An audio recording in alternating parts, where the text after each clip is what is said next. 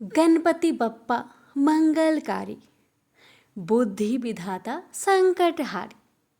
बुधवार के दिन करे हम वंदन, हर विघ्न मिटे मिले चित शांति का चंदन। ओम गणेशाय नमः। भक्तों, आज बुधवार के दिन सुनिए बुधवार गणेश जी की व्रत कथा।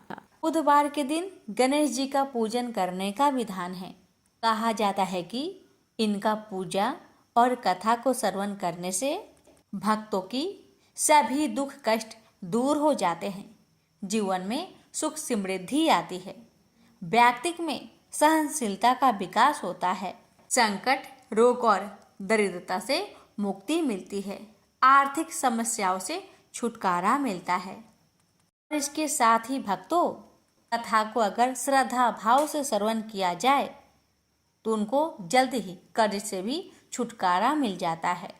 तो आइए हम श्रवण करते हैं सभी मनोकामनाओं को पूर्ण करने वाली गणेश भगवान जी की व्रत कथा। आप सभी भक्तों की मंगल कामना को करते हुए इस कथा का श्रवण करते हैं। गणेश भगवान जी, रिद्धि सिद्धि माता, आप सभी भक्तों की हमारी सभी की मनोकामना को पूर्ण करे। प्रेम से बोलिए गणेश भगवान जी की जय। एक गांव में माँ बेटी रहती थी। एक दिन वह अपनी माँ से कहने लगी कि गांव के सब लोग गणेश मेला देखने जा रहे हैं, मैं भी मेला देखने जाऊंगी। माँ ने कहा कि वहाँ बहुत भीड़ होगी, कहीं गिर जाओगी तो चोट लगेगी। लड़की ने माँ की बात न सुनी और मेला देखने चल पड़ी। माँ ने जाने से पहले बेटी को 2 लड्डू दिए और 1 घंटी में पानी दिया। माँ ने कहा कि 1 लड्डू तो गणेश जी को खिला देना और थोड़ा पानी पिला देना, दूसरा लड्डू तुम खा लेना और बचा पानी भी पी लेना। लड़की मेले में चली गई। मेला खत्म होने पर सभी गांव वाले वापस आ गए, लेकिन लड़की नहीं आई।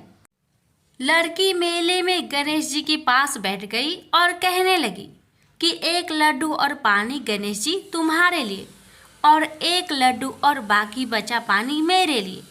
इस तरह कहते कहते सारी रात बीत गई। गणेश जी ये देखकर सोचने लगे कि अगर मैंने 1 लड्डू और पानी नहीं पिया तो यह अपने घर नहीं जाएगी।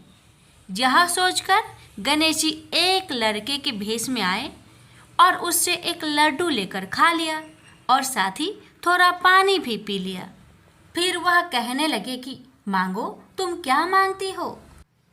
लड़की मन में सोचने लगी कि क्या मांगू, अन्न मांगू या धन मांगू या अपने लिए अच्छा वर मांगू या खेत मांगू या महल मांगू।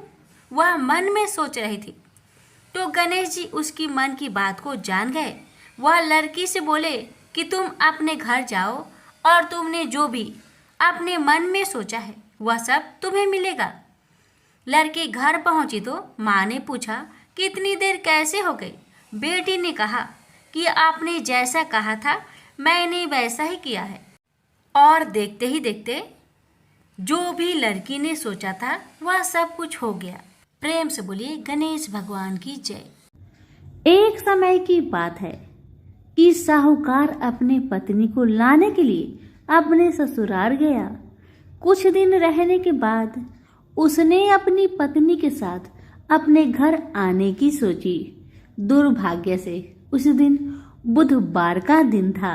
लड़की के परिवार वालों ने कहा कि आज बुधवार का दिन है, जो कि किसी कार्य हेतु शुभ नहीं माना जाता है, इसलिए आज तुम मत जाओ। किंतु साहूकार ने किसी की एक ना मानी और पत्नी समेत अपने ससुराल से घर को प्रस्थान किया। रास्ते में साहूकार की पत्नी को प्यास लगी। उसने साहूकारनी से कहा, तुम बैलगाड़ी में ही बैठो, मैं पानी लेकर आता हूँ। जब वो पानी लेकर आया तो उसने देखा कि उसका शक्ल का एक आदमी उसके पत्नी के साथ बैठा है। तब उसने जाकर उस पुरुष से पूछा, तुम कौन हो? तब उसने कहा, मैं साहूकार हूँ। और फिर दोनों के बीच में झगड़ा शुरू हो गया और वहां लोग और कुछ सिपाही आ गए। जिन्होंने उस स्त्री से पूछा तुम्हारा पति कौन है, तब वो इसका उत्तर न दे सकी और साहूकार अपने मन में कहने लगा कि ये प्रभु कैसा लीला है आपका। तब आकाशवाणी हुई, अरे मूर्ख, आज बुधवार का दिन था, तभी तूने आज ही गमन किया। ये सब भगवान बुध देव के प्रकोप से हो रहा है, वो तुझसे रूठ गए हैं। तब साहूकार ने भगवान बुध देव से क्षमा याचना की और तब वो आकाशवाणी खत्म हो गई और इंसान के रूप में आए बुधदेव भी अदृश्य हो गए। और फिर साहूकार अपनी पत्नी संग घर गया और भगवान बुद्ध देव की पूजा की। जो भी इस व्रत कथा को सुनता है उसको बुधवार की यात्रा करने का पाप नहीं लगता है। प्रेम से बोलिए बुद्ध देव की जय हो। प्रेम से बोलिए गणेश जी महाराज की जय। एक समय की बात है, एक भाई बहन रहते थे। बहन का नियम था कि वह अपने भाई का चेहरा देखे ही खाना खाती थी। हर रोज वह सुबह उठती थी और जल्दी जल्दी सारा काम करके अपने भाई का मुंह देखने के लिए उसके घर जाती थी। एक दिन रास्ते में एक पीपल के नीचे गणेश जी की मूर्ति रखी थी। उसने भगवान के सामने हाथ जोड़कर कहा कि मेरे जैसा अमर सुहाग और मेरे जैसा अमर पिहर सबको दीजिए। यह कहकर वह आगे बढ़ जाती है। जंगल के झाड़ियों के कांटे उसके पैरों में चुभा करते जाते थे। एक दिन भाई के घर बहन पहुंची और भाई का मुख देखकर बैठ गई तो भाभी ने पूछा, पैरों में क्या हो गया है? यह सुनकर उसने भाभी को जवाब दिया कि रास्ते में जंगल के झाड़ियों के गिरे हुए कांटे पाँव में चुभ गए हैं।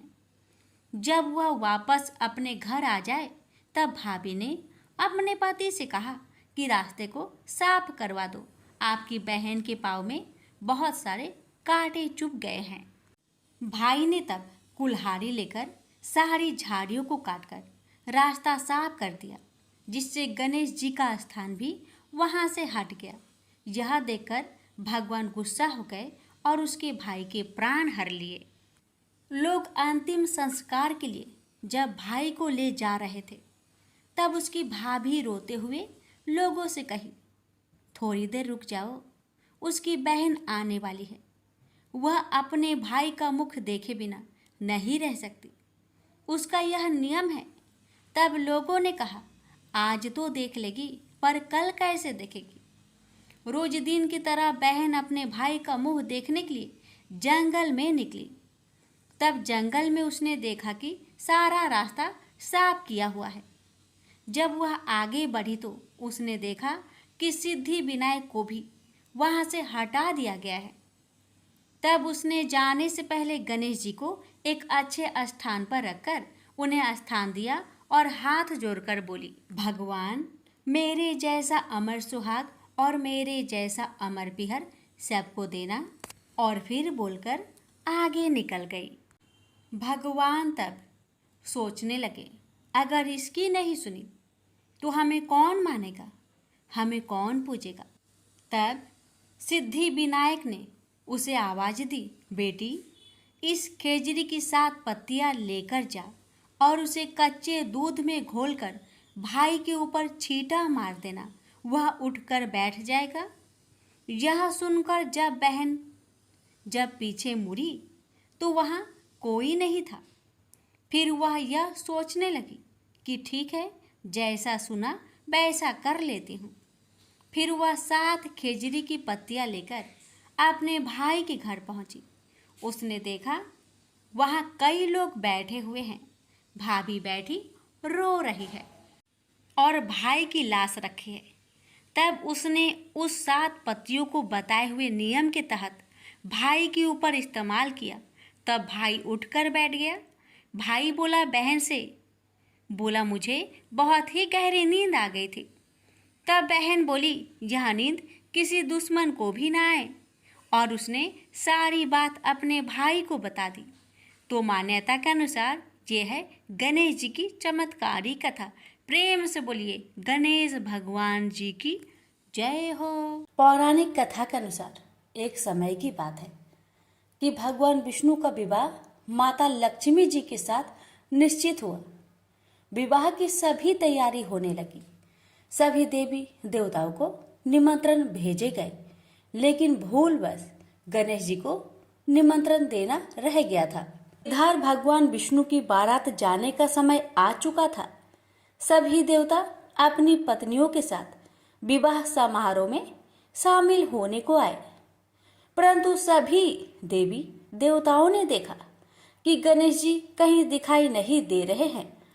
तब उन सभी ने आपस में चर्चा की, क्या गणेश जी को नहीं न्योता दिया गया या गणेश जी ही नहीं आए हैं। सभी को इस बात पर बहुत आश्चर्य हुआ। इस बात पर उन सभी ने विष्णु भगवान से ही इसका कारण पूछा। विष्णु भगवान से पूछने पर उन्होंने कहा कि हमने गणेश जी के पिता भोलेनाथ, महादेव और माता पार्वती को न्योता भेजा था। यदि गणेश जी अपने पिता के साथ आना चाहते तो आ जाते। अलग से उन्हें न्योता देने की कोई आवश्यकता भी नहीं थी। दूसरी बात यह है, उनको खाने में 1.25 मन मूंग, 1.25 मन चावल, 1.25 मन घी और 1.25 मन लड्डू का भोजन चाहिए। यदि गणेश जी नहीं आएंगे तो कोई बात नहीं, दूसरे के घर जाकर इतना सारा खाना पीना अच्छा भी नहीं लगता। इतना वार्ता कर ही रहे थे कि किसी एक ने सुझाव दिया, यदि गणेश जी आते तो उनको द्वारपाल बनाकर बैठा सकते थे कि आप घर की याद रखना। आप तो चूहे पर बैठकर धीरे धीरे चलोगे तो बारात में बहुत पीछे रह जाओगे। यह सुझाव सबको पसंद आ गया, तो फिर विष्णु भगवान ने भी अपनी सहमति दे दी। तब गणेश जी को निमंत्रण देकर आमंत्रित किया और उनको समझा बुझाकर घर की रखवाली करने को बैठा दिया गया। बारात चल दी। तब नारद जी ने देखा कि गणेश जी तो दरवाजे पर ही बैठे हुए हैं, तो वे गणेश जी के पास गए और रुकने का कारण पूछा। गणेश जी कहने लगे कि विष्णु भगवान ने मेरा बहुत अपमान किया है। नारद जी ने कहा कि आप अपनी मूषक सेना आगे भेज दो तो वह रास्ता खोद देगी, जिससे उनके वाहन धरती में धंस जाएंगे। तब आपको सम्मान पूर्वक बुलाना पड़ेगा।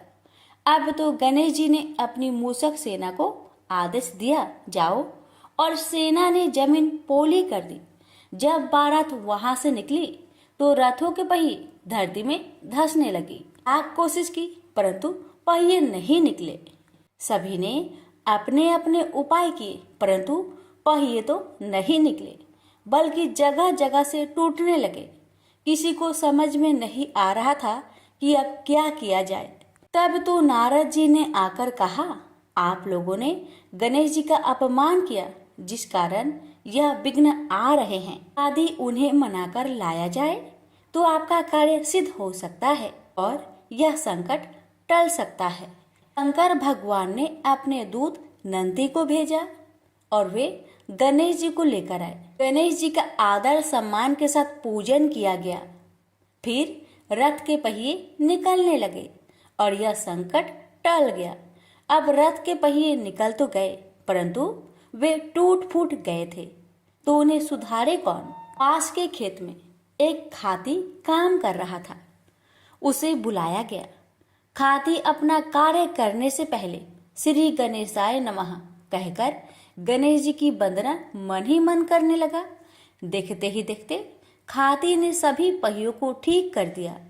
तब खाती कहने लगा कि हे देवताओं, आपने सर्वप्रथम गणेश जी को नहीं मनाया होगा और न ही उनकी पूजन की होगी, इसलिए तो आपके साथ यह संकट आया है।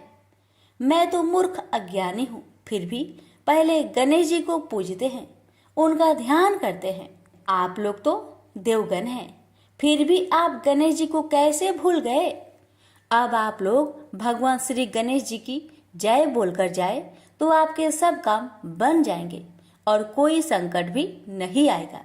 ऐसा कहते हुए बारात वहां से चल दी और विष्णु भगवान का लक्ष्मी जी के साथ विवाह संपन्न करा के सभी सकुशल घर लौट आए। हे गणेश जी महाराज, आपने विष्णु को जैसा कार्य सरियो ऐसा कारज सबको सिद्ध करिजो। बोलिए गजानन भगवान की जय। बहुत समय पहले की बात है। किसी गांव के बाहर एक बरगद का पेड़ था, जिसके पास ही गणेश जी का एक छोटा सा मंदिर था। गांव में और मंदिर नहीं थे, इसलिए सब लोग इसी मंदिर में आकर पूजा किया करते थे। गांव में एक भिखारी भी रहता था। भीख मांगना ही उसका काम था। गांव छोटा सा था। भिखारी को काफी भीख नहीं मिलती थी, इसलिए यह और कोई उपाय न देखकर मंदिर के दरवाजे पर बैठने लगा। सोचने लगा कि लोग यहाँ धर्म करने आते हैं, और नहीं तो सही पेट भरने लायक भीख तो मिल जाया करेगी। भिखारी दिन भर मंदिर के दरवाजे पर बैठा रहता, और जब वहाँ किसी को आते देखता तो शिव शिव रटने लगता। इस तरह बेचारा दिन भर गणेश जी और शिव जी का नाम जपता रहता था, मगर शाम तक उसे भीख मिलती थी। फिर 2-4 मुट्ठी अन्न और कुछ फल मूल, और कभी कभी 4-6 पैसे मिलते थे। हालांकि इतनी थोड़ी आमदनी से किसी की गुजर कैसे हो सकती है। फिर भिखारी को अपना ही नहीं बल्कि अपनी बेटी की भी चिंता करनी पड़ती थी। उसकी बेटी का नाम था कमला, और वह बड़ी चतुर और बड़ी समझदार थी। मगर चतुराई और समझदारी से तो पेट की आग नहीं बुझती, उसे तो भोजन चाहिए। इसलिए कमला कभी कभी अपने बाप को भोजन पाने के लिए तंग करने लगती थी। उस वक्त भिखारी के दिल पर बड़ी चोट लगती। उसकी आंखें भर आती थी। वह चिंता के समुद्र में डूब उतरने लगता था। गर्मी के दिन थे, दोपहर का समय था। ऊपर आसमान और नीचे धरती धक धक जल रही थी। चारों तरफ सन्नाटा छा रहा था। ऐसे ही समय में महादेव पार्वती लोगों का सुख दुख देखने इस संसार में आए। चलते चलते वे उसी गांव में पहुंचे और गणेश जी के मंदिर के सामने से निकले। भिखारी उन्हें आते देख ओम नमः शिवाय की रटना रटने लगा। भिखारी की यह हालत देख पार्वती जी को बड़ी दया आई। उन्होंने महादेव जी से कहा, भगवान इस भिखारी की तरफ भी तो देखिए, बेचारा कितना दुखी है। देखिए तो कितने प्रेम से आपका नाम जप रहा है, और आप भगवान कितने कठोर है। आपको क्या इस भिखारी पर दया नहीं आई?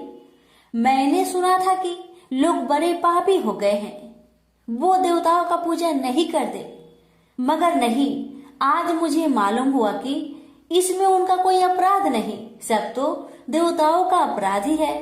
इसी भिखारी को ले लीजिए। बेचारा को आपका नाम लेते लेते बरसों बीत गए, इतने पर भी अभागा पेट भर भोजन तक नहीं पाता।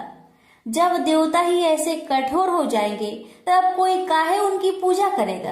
अब महादेव जी को पार्वती जी की बात लग गई। भगवान बोले, देवी आप असल बात क्या है नहीं जानती, और आप जान भी नहीं सकती, क्योंकि आपका हृदय ही इतना कोमल है कि मैं कहता हूँ देवी आप जिद ना करें, जो हो रहा है उसे होने दीजिए।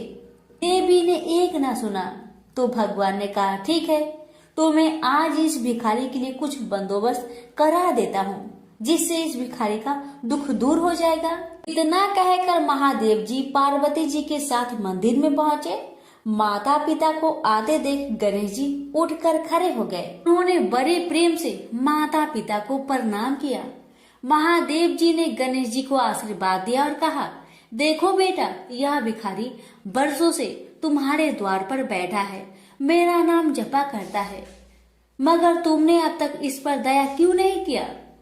अब ऐसा कुछ उपाय करो जिससे इस बेचारे का दुख दूर हो जाए। गणेश जी ने हाथ जोड़कर उत्तर दिया, अच्छी बात है पिताजी, 7 दिन के भीतर उसका दुख दूर हो जाएगा, उसे कहीं न कहीं से 2 लाख रुपए मिल जाएंगे। गणेश जी का उत्तर सुनकर महादेव पार्वती आगे को चल गए। इसी समय एक बनिया मंदिर में पूजा करने आया था। वह आड़ में छिपा छिपा महादेव जी और गणेश जी की बातें सुन रहा था। उसने सोचा, ये तो बहुत अच्छा मौका है, यदि थोड़ी चतुराई से काम लूं तो सहज ही 2 लाख का मालिक मैं हो सकता हूँ। बस वह बड़ी खुशी से भिखारी के सामने पहुंचा और उसे प्रणाम कर एक तरफ बैठ गया। भिखारी को आज तक किसी ने प्रणाम नहीं किया था। न कोई उसके पास आकर बैठा ही था। बनिए के इस काम से भिखारी ने समझा कि यह बेशक कोई भला मानुष है। वह मन ही मन प्रसन्न हुआ और बनिए से बोला, बाबा आप बहुत दयालु जान पड़ते हैं, कहिए मेरे पास आने की कृपा क्यों कर हुई? आप नहीं जानते मैं एक गरीब भिखारी हूँ। बनिए को तो अपना मतलब गांठना था। मीठेपन से बोला, आप भिखारी है? कौन कहता है कि आप भिखारी है? मुझे अच्छी तरह मालूम है कि आप एक पहुंचे हुए महात्मा हैं और आपके दर्शन से लोगों के पाप दूर हो जाते हैं। मैं भी आपके दर्शन करने चला आया हूँ। मुझे आपसे कुछ पूछना है, यदि आज्ञा दो तो पूछूं? भिखारी खुशी से बोला, पूछिए। बनिया बोला, भला दिन भर आपको कितनी भीख मिल जाती है? भिखारी बोला, भाई मिलने की क्यों पूछते हो, यहाँ तो पेट की भी लाले पड़े रहते हैं। रोजाना 2-4 मुट्ठी अन्न मिल जाता है, कभी 2-4 पैसे भी मिल जाते हैं। किसी तरह दिन काट लेता हूँ। बनिया कहने लगा, राम राम, आप जैसे महात्मा और यह कष्ट। इस गांव के आदमी भी क्या आदमी हैं? आपकी थोड़ी सी सहायता नहीं कर सकते? आप कैसे यह कष्ट सह लेते हैं? मुझे तो आप पर बड़ी दया आती है। मेरे जी में आता है कि मैं आपकी कुछ सेवा करूं, पर कहने में डर मालूम होता है। भिखारी बोला, आप मेरी सहायता कर सकते हैं? अब बनिया हंसते हुए बोला, मेरी इतनी हैसियत कहाँ है जो आपकी कुछ सेवा कर सकूं?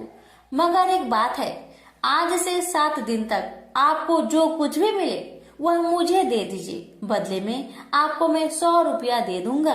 100 रुपये के नाम सुनते ही भिखारी मारे खुशी के उछल पड़ा। उसने सोचा, अगर 100 रुपये मिल जाए तो क्या कहना, यहाँ तो 7 दिन में 7 आने के सामान भी न मिले, तब तो 100 रुपये छोड़ देना सरासर बेवकूफी होगी, पूरा गधापन है।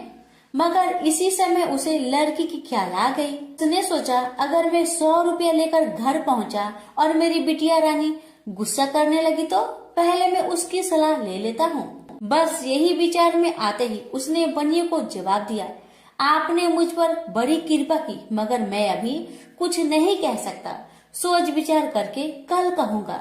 जब बनिया चला गया तब भिखारी ने अपनी बिटिया को बुलाया और उससे सब हाल कह सुनाया। चतुर बिटिया कमला ने फौरन समझ गई कि इसमें जरूर कोई बनिए की शैतानी है। उसने पिता से कहा, बनिया बिना फायदे के क्यों 100 रुपये देने चला? खैर कोई बात नहीं पिताजी, मैं कल उस बनिए से बातें तय कर लूंगी, मगर आप बीच में कुछ ना बोलना। उधर बनिए का बुरा हाल था। रात भर उसके पेट में चूहे उछलते रहे। बड़ी मुश्किल से सवेरा हुआ, बनिए की जान में जान आई। वह हाथ मुंह धोते ही भिखारी के पास आ पहुंचा और छूटते ही बोला, क्या विचार किया आपने? कमला भी बनिए से निपटने को तैयार बैठी थी।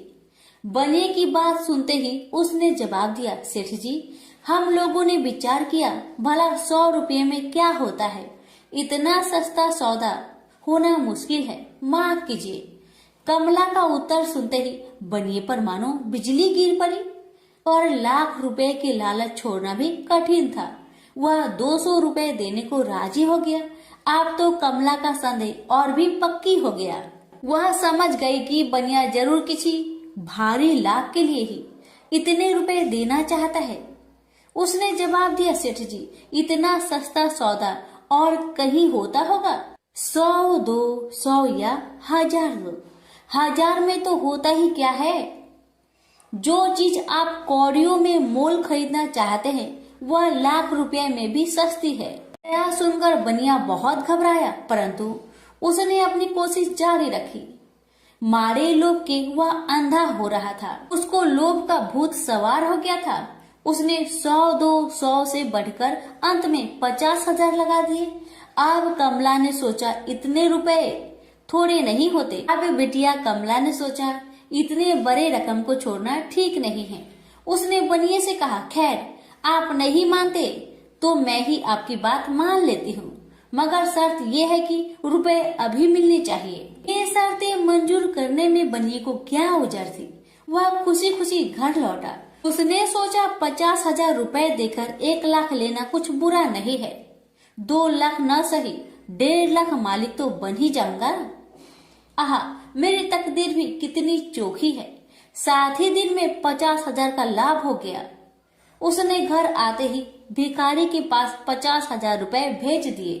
अब बनिया हर रोज भिखारी के पास आता और उसकी दिन भर की भीख घर ले आता। इस तरह 6 दिन बीत गए। अब तो बनिए को बड़ी फिक्र हुई। 7वें दिन वह फिर गणेश जी के मंदिर में पहुंचा। उसने देखा कि आज फिर महादेव पार्वती मंदिर में पधारे हैं। बस वह दीवार से कान सटा उनकी बातें सुनने लगा, मगर यह क्या, उसका कान दीवार में चिपक गया। उसने कान छुड़ाने की बहुत कोशिश की, पर कान टस-मस न हुआ।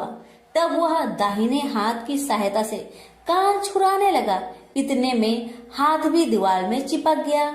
इधर महादेव जी ने गणेश जी से पूछा, बेटा इस भिखारी के लिए कुछ इंतजाम हुआ है? गणेश जी बोले, जी हाँ, उसे 50,000 रुपए तो दिलवा दिए हैं, बाकी के लिए बनिए को दीवार से चिपका कर रखा है। यह बनिया बड़ा लोभी कंजूस है। इसने गरीबों से एक एक के 4-4 वसूल कर अपना घर बनाया है। रुपए वसूल करने में इसने गरीबी पर दया नहीं की। उनके बच्चे भूखे मरते रहे, पर इसने चौगुने रुपए वसूल करके भी संतोष नहीं किया। इस तरह इसने 1 लाख रुपए से अपनी तिजोरी भर ली है। गरीबों के माल से यह सुख नहीं उठा सकता। अब जब तक यह भिखारी को बाकी 50,000 रुपए न देगा, तब तक दीवार से चिपका रहेगा। गणेश जी की बातें सुनकर बनिए ने अपना माथा को पीट लिया। इसकी आंखें में आंसू बरसने लगे। जब उसने घर से 50,000 रुपए मंगवाया और भिखारी को दे दिए, तब कहीं दीवार से उसका पीछा छूटा। से बोलिए गणेश भगवान की जय, उमापति शंकर भगवान की जय। बात उस समय की है जब परशुराम ने अपनी प्रतिज्ञा के अनुसार पृथ्वी को क्षत्रियों से रहित कर दिया था।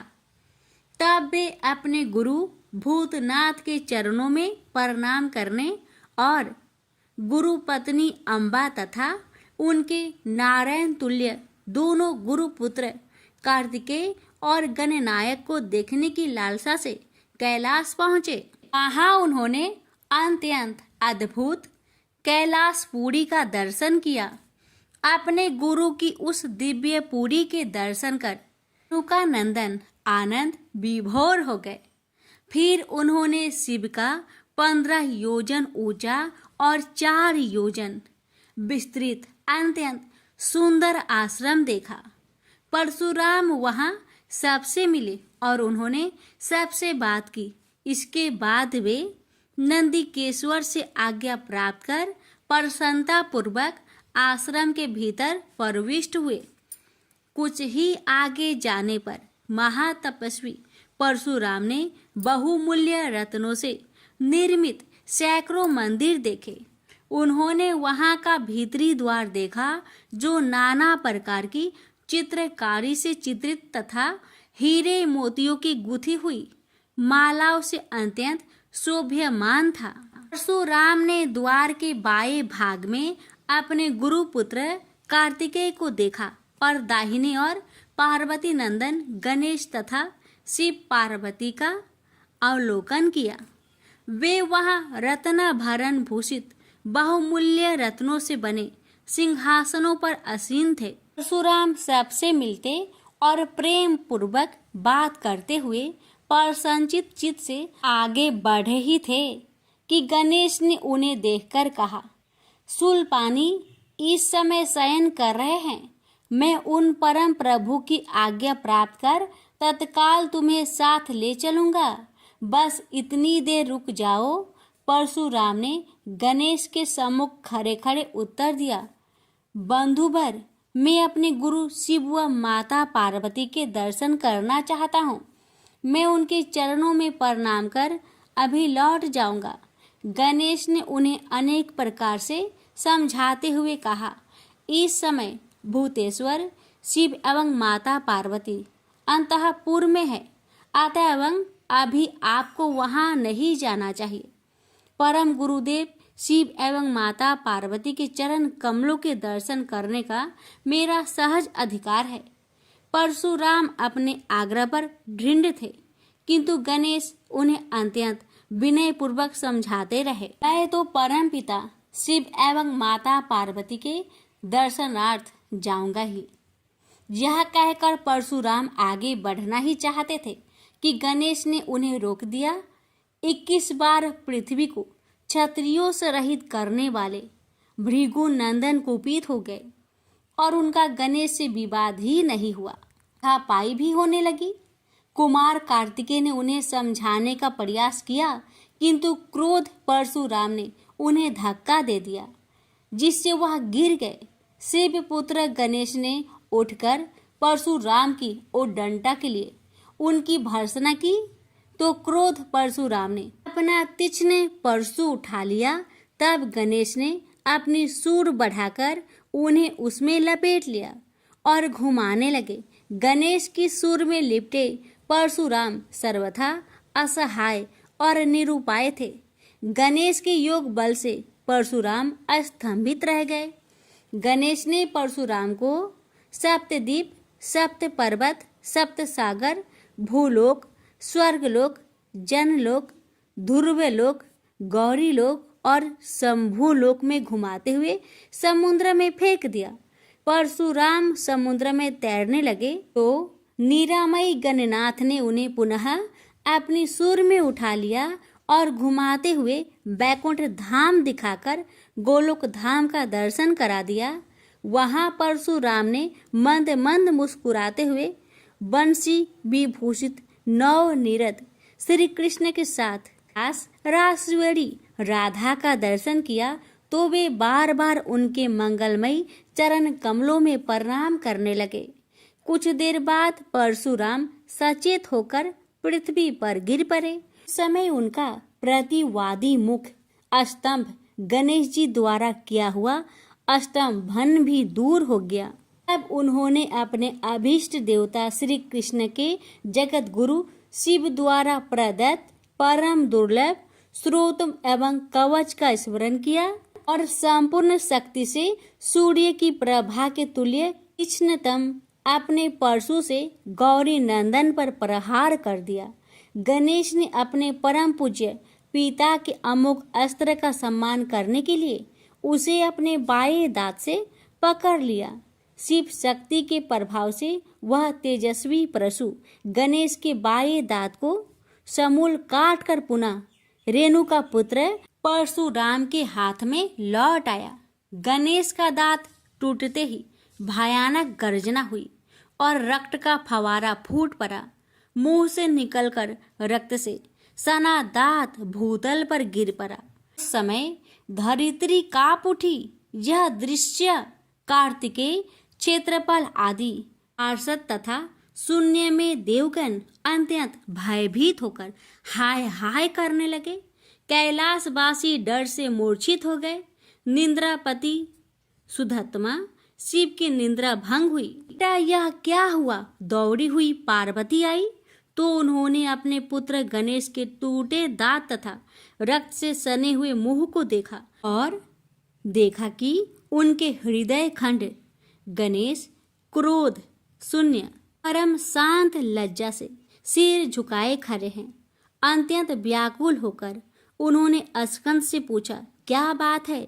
यह कैसे हुआ? स्कंद द्वारा संपूर्ण वृत्तांत सुनकर पार्वती अत्यंत क्रोध हुई और अपने प्रिय पुत्र गणेश जी को सीने से लगाकर रोती हुई शिव से बोली, मेरे पुत्र गणेश और आपके शिष्य परशुराम में किसका दोष है? आप ही निर्णय करें। फिर माता पार्वती ने अपने सम्मुख परशुराम को शिव के प्रमोदक द्वारा चरण कमलों की निर्भयता पूर्वक सेवा करते हुए देखकर कहा, हे महाभाग राम, तुम योगियों के गुरु देवाधिदेव महादेव के शिष्य हो। तुम शुद्ध मन वाले हो। तुम्हारी अशुद्धता का कारण मेरी समझ में नहीं आ रहा। तुमने करुणामय गुरु से अमोघ परशु प्राप्त कर पहले तो उसकी क्षत्रिय जाति पर परीक्षा की और अब गुरु पुत्र पर परीक्षा की है। श्रुति गुरु दक्षिणा देने का निर्देश करती है और तुमने अत्यंत निर्दयता पूर्वक गुरुपुत्र का समूल एक दांत ही नष्ट कर दिया। अब इसका सिर भी काट डालो। चरमता कामोग परशु प्राप्त कर ले तो क्षुद्र श्रृंगाल भी वनराज को मार सकता है। इतना कहकर क्रोध से भगवती पार्वती परशुराम को मारने के लिए प्रस्तुत हो गई। भय बस परशुराम ने मन ही मन करुणा सागर गुरु को प्रणाम कर अपने इष्ट देव गोलोकनाथ श्री कृष्ण का स्मरण किया। तभी पार्वती ने अपने सम्मुख एक बौने ब्राह्मण बालक को देखा। उस पर तेजस्वी ब्राह्मण बालक को देखकर आतुरता से भगवान शंकर ने भक्ति पूर्वक मस्तक झुकाकर प्रणाम किया। उसके बाद माता पार्वती ने भी उसे प्रणाम किया। परम तेजस्वी ब्राह्मण बालक ने शिव एवं पार्वती को शुभ आशीर्वाद प्रदान किया। यह दृश्य देखकर कैलाशवासी बालक बालिकाएं भयभीत एवं चकित हो गए। फिर भगवान शंकर ने उनका पूजन किया। वे वामन भगवान रत्न सिंहासन पर विराजमान थे। उनका उत्कृष्ट तेज सर्वत्र फैल रहा था। भगवान शंकर ने मधुर शब्दों में कहा, आज मेरा परम सौभाग्य है जो आपने कृपा पूर्वक मेरे यहाँ पधार कर मुझे सेवा का अवसर प्रदान किया है। सुतोष शिव की मधुर वाणी से प्रसन्न होकर ब्राह्मण बाल रूपी स्वयं श्री हरि ने गंभीर स्वर में कहा, आप लोग की वर्तमान स्थिति जानकर मैं श्वेत द्वीप से आ रहा हूँ। मेरे भक्तों का कभी अमंगल नहीं होता। मेरा सहस्त्र सार उनके रक्षार्थ प्रतिक्षण प्रस्तुत रहता है, किंतु गुरु के रुष्ट होने पर मैं विवश हो जाता हूँ। गुरु की अवहेलना बलवती होती है। विद्या और मंत्र प्रदान करने वाला गुरु अभिष्ट देव से 100 गुना श्रेष्ठ है।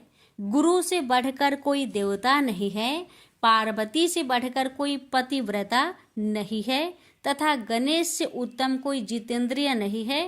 भृगु नंदन ने गुरु पत्नी एवं गुरु पुत्र की अवहेलना कर दी है। उसी का मार्जन करने के लिए मैं यहाँ उपस्थित हुआ हूँ। श्री हरि ने भगवान शंकर के बाद भगवती पार्वती से कहा, तुम जग जननी हो। तुम्हारे लिए गणेश, कार्तिकेय और परशुराम भी पुत्र तुल्य है। इन परशुराम ने स्नेह के प्रति शिव और तुम्हारे मन में भेद नहीं है। आता एवं जो उचित समझो करो। देव बड़ा प्रबल होता है। बालकों का यह विवाद तो देव दोष से ही घटित हुआ है। तुम्हारे इस प्रिय पुत्र का एक दंत नाम वेदों में प्रसिद्ध है। फिर श्री हरि ने परशुराम से कहा, राम, तुमने क्रोधवश शिवा पुत्र गणेश का दांत तोड़कर अनुचित किया है। इस कारण तुम निश्चय ही अपराधी हो। ये सर्वशक्ति स्वरूपा पार्वती प्रकृति से परे और निर्गुण है। श्री कृष्ण भी इन्हीं की शक्ति से शक्तिशाली हुए हैं। ये समस्त देवताओं की जननी है। तुम इनकी स्तुति कर इन्हें संतुष्ट करो। इतना कहकर श्री हरि वैकुंठ के लिए प्रस्थान कर गए।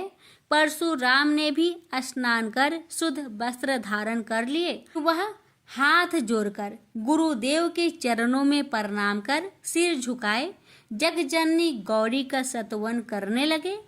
भक्तवर परशुराम के संपूर्ण अंग पुलकित थे और उनके नेत्र से अश्रु प्रवाहित हो रहे थे। इस प्रकार करुण प्रार्थना करते हुए अंत में परशुराम ने कहा, जगजननी रक्षा करो, मेरे अपराध को क्षमा कर दो। भला कहीं बच्चे के अपराध करने से माता कुपित होती है। यह कहकर परशुराम ने माता पार्वती के चरणों में प्रणाम कर अत्यंत दुखी होकर रोने लगे। परशुराम की करुण प्रार्थना से करुणामयी पार्वती का हृदय द्रवित हो गया। उन्होंने प्रीति पूर्वक परशुराम को अभय दान देते हुए कहा, बेटा अब शांत हो जाओ। आशुतोष के अनुग्रह से तुम्हारी सर्वत्र विजय हो। सर्वतरात्मा श्री हरि तुम पर सदा प्रसन्न रहे। गुरुदेव शिव में तुम्हारी भक्ति सुदृढ़ रहे। तुम अमर हो जाओ। इसी प्रकार दयामयी पार्वती ने परशुराम को आशीर्वाद दिया और वे अपने अंतपुर में चली गई। उस समय वहां श्री भगवान के मंगल नाम का उच्च घोष होने लगा। फिर परशुराम ने एक दंत गणेश का स्तवन किया और गंधे, पुष्प, धूप, दीप एवं तुलसी रहित नैवेद्य आदि से लंबोदर की विधि पूर्वक पूजा की। परशुराम ने भक्ति भाव से भाई गणेश को संतुष्ट कर माता पार्वती एवं कृपा सिंधु त्रिलोचन के चरणों में प्रणाम किया।